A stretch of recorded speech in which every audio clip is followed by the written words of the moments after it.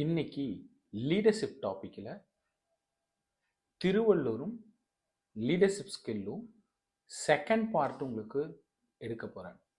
First பார்ட்டில் ஒரு 5 குறள் சொல்லியிருந்தேன். அந்த 5 குறளில் திருவள்ளுவர் எப்படி ஒர்க்கர்ஸ்க்கு ஒர்க்கை டெலிகேட் பண்ணணும், எப்படி ஒரு சக்ஸஸ்ஃபுல் மேனேஜர் பர்ஃபார்ம் பண்ணணும், எம்ப்ளாயிஸை எப்படி செலக்ட் பண்ணணும் அப்படிங்கிறது ரொம்ப அழகாக திருவள்ளுவர் சொல்கிறத நீங்கள் பார்த்தீங்க. ஸோ இந்த செகண்ட் பார்ட்டில் அடுத்த 5 குறள் உங்களுக்கு நான் சொல்ல போகிறேன். நோட் பண்ணிக்கிங்க. இந்த குறள் ஒரு வள்ளுவர் எப்படி நம்மப்பட்ட எம்ப்ளாயிஸையும் ஒரு மேனேஜர் எப்படி பர்ஃபார்ம் பண்ணணும், ஒரு ஹை பர்ஃபார்மிங் மேனேஜர், ஒரு சக்ஸஸ்ஃபுல் மேனேஜர், ஒரு successful team member, team incharge, head of the department எப்படி இருக்கணுங்கிறது ரொம்ப அழகாக சொல்லியிருக்கார். ஸோ குறள் சொல்கிறேன், நோட் பண்ணிக்கிங்க. இதனால் இவன் முடிக்கும் என்று ஆராய்ந்து அதனை அவனுக்கே விடல் அப்படிங்கிற ஒரு குறள். இதனால் இவன் முடிக்கும் என்று ஆராய்ந்து அதனை அவனுக்கே விடல். ஒரு பர்சன், ஒரு எம்ப்ளாய், ஒரு ஸ்டாஃப், ஒரு மனிதன் அந்த வேலைக்கு தகுதியானவரா அப்படிங்கிறத நீங்க ஃபர்ஸ்ட் சோதிக்க சொல்றாரு. எந்த வழியில் அதை செய்ய முடியும் என்பதை ஆராய்ந்து அவருக்கே அதை கொடுக்க வேண்டும். அப்படின்னா அந்த பர்சனுக்கு அந்த ஒர்க்கை டெலிகேஷன் அப்படிங்கிற ஒரு ஸ்கில் படி, நான் ஆல்ரெடி உங்களுக்கு கிளாஸ் எடுத்திருக்கேன். அதில் டெலிகேஷன் பண்ணுறக்குரிய ஸ்கில்ஸ் என்னென்ன வேணும், என்னென்ன செக் பண்ணணும்னு சொல்லியிருக்கேன். அப்போ அந்த செக் பாயிண்ட் செக்லிஸ்ட்டை வச்சு அந்த பர்சனை நீங்கள் ஆராய்ந்து செக் பண்ணிட்டு செல்ஃப் எவால்வேஷன் உங்களையும் பண்ணிட்டு அதுக்கப்புறம் அந்த ஒர்க்கை அவருக்கு ஒப்படைக்கணும். ஸோ அப்படி ஒப்படைக்கிறீங்க அப்படிங்கும்போது அந்த பர்சன் சிறப்பாக அந்த ஒர்க்கை செய்வார். சரி, இங்கிலீஷில் இதை நான் உங்களுக்கு எக்ஸ்பிளனேஷன் எப்படி கொடுக்குறேன்னு பார்த்தீங்கன்னா, after analysing who can accomplish a task and by what means the manager should entrust that particular duty entirely to that individual.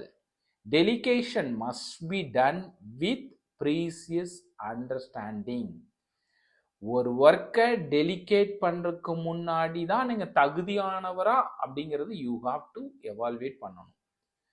After evaluation no need to get any doubt on that particular person.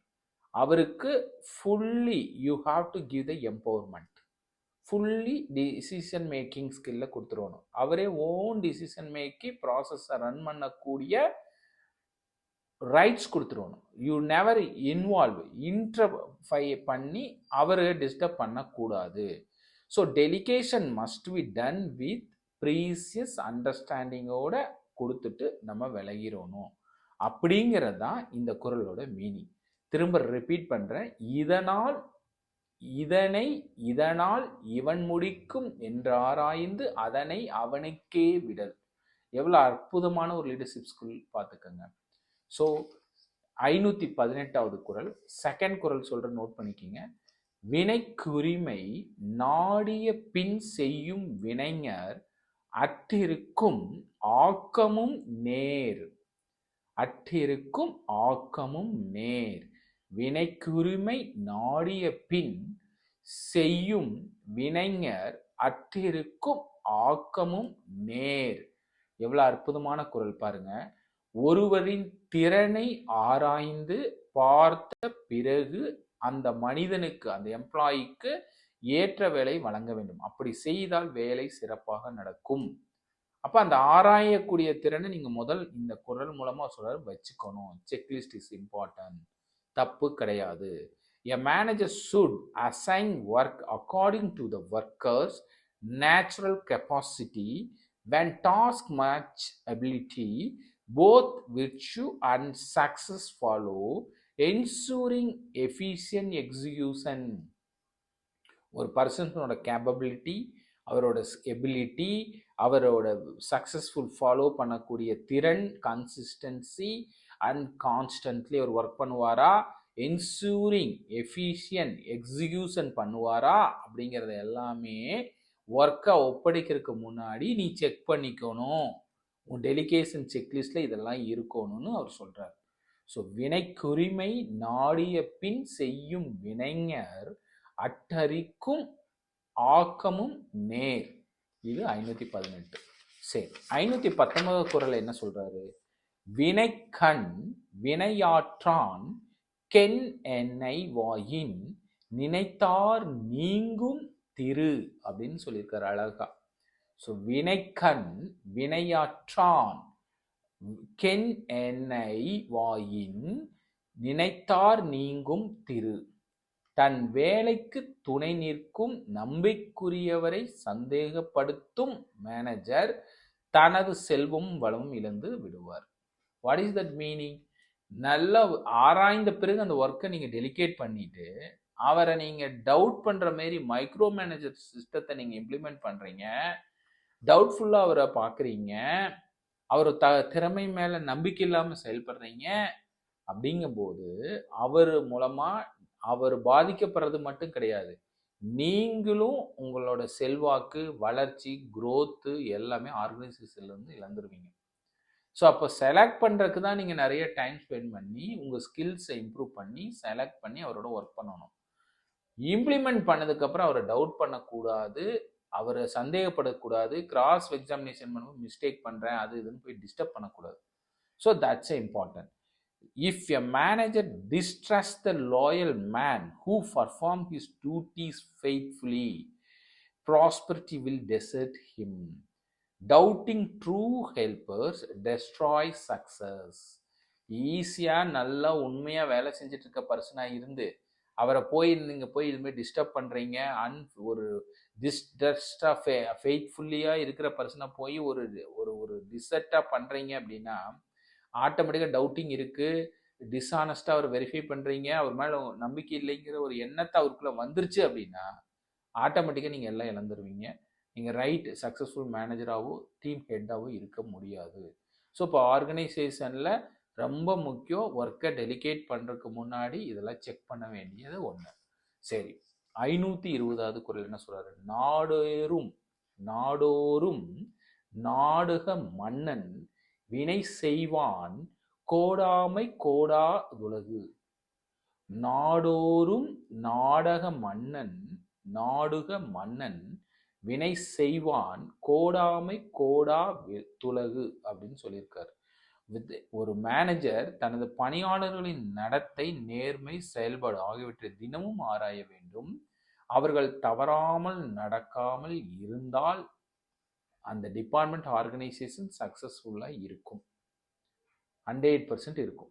அப்போ என்ன சொல்றாருன்னா, reporting system நீங்கள் அவரை monitor பண்ணுறக்கூடியது, cross examination detail அவர் கொடுக்குற detail verify பண்ணுறதுலையும் நீங்கள் constantly அவரை நீங்கள் follow பண்ணுறீங்க அப்படிங்கும்போது ஆட்டோமேட்டிக்காக அவர் ஹை பர்ஃபார்மராக இருப்பார்.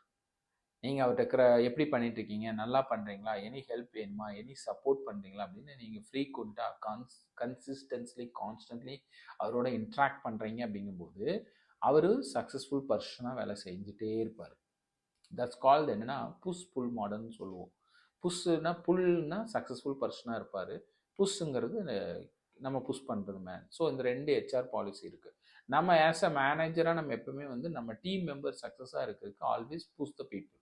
Push also important for the pull சக்ஸஸாக இருக்கணும்னா புஷ் வச்சு நம்ம புல் பண்ணும்போது தான் புல்ல இருப்பாங்க. So everything is a big thing.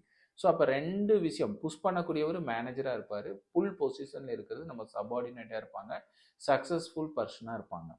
So the manager must daily examine the conduct of his official.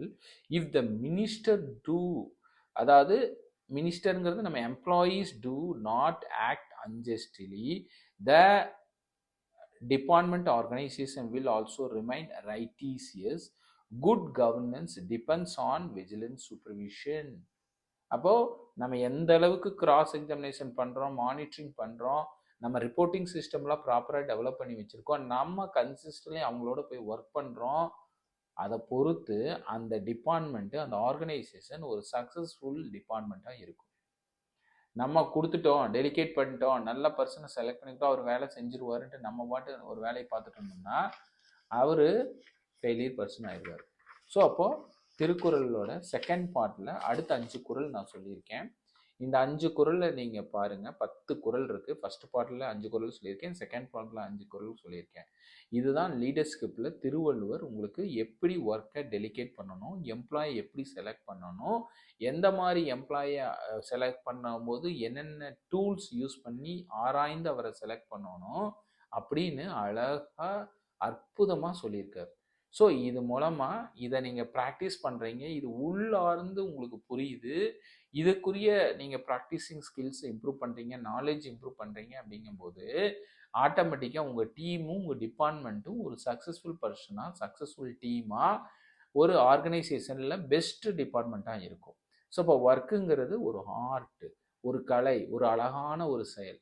So இதை நீங்கள் அழகாக கற்றுக்கிறீங்க, ப்ராக்டிஸ் பண்ணிக்கிறீங்க உங்களை அப்படின்னா நீங்கள் எக்ஸலண்ட் ஒரு ஆர்கனைசராக, எக்ஸலண்ட் ஒரு சக்ஸஸ்ஃபுல் பர்சனாக, எக்ஸலண்ட் ஒரு ஒரு சக்ஸஸரை டெவலப் பண்ணக்கூடிய பர்சனாக, ஒரு கிரேட் லீடராக வர முடியும்னு சொல்லிக்கிறேன். All the best. நான் 101 வீடியோ போட்டிருக்கேன். இந்த 101 வீடியோவிலையும் ஒவ்வொரு ஸ்டெப்பாக உங்களுக்கு எக்ஸ்பிளைன் பண்ணியிருக்கேன். இது மிகப்பெரிய உங்களுக்கு சக்ஸஸ் கொடுக்கும். இதை பற்றி அவேர்னஸ், நாலேஜ் நீங்கள் தெரிஞ்சுக்கிறீங்கனாவே உங்கள் டிபார்ட்மெண்ட் மேனேஜ்மெண்ட் ஸ்கில் உங்களுக்கு இம்ப்ரூவ் ஆயிரும். நீங்கள் ஒரு சக்ஸஸ்ஃபுல் பீப்புளாக வர முடியும்னு சொல்லிக்கிறேன். Thank you all.